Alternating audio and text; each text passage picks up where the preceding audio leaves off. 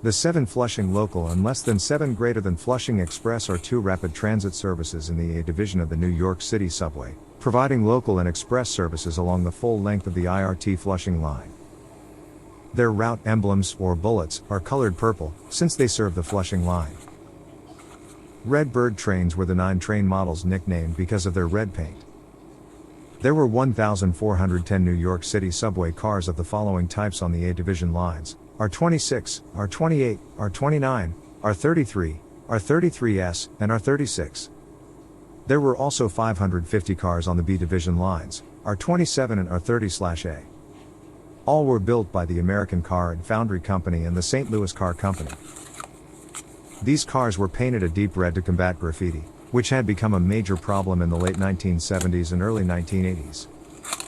The deep red color was referred to as Gun Red or Broad Street Red in honor of its originator David L. Gunn, the former SEPTA general manager who became president of the New York City Transit Authority during this period. Initially entering service in various colors, these cars received the new paint scheme between 1984 and 1989. 16 or 17S were also given this paint scheme in 1985-86, but were retired by 1988, well before the name Redbird caught on. Today, repurposed Redbird cars serve as garbage trains, rail adhesion cars, or rider cars on locomotive halt work trains, while others have been preserved by various museums. Some Redbirds, R33S, R33SS, and R36S, are used on the train of many colors, including numerous historical subway cars in their original livery, all with contrasting colors.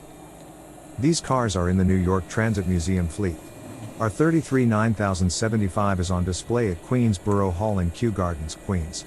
R28 pair 7926 to 7927 is preserved at the Illinois Railway Museum in Union, Illinois, with trolley poles added for the ability to run on the museum's main line.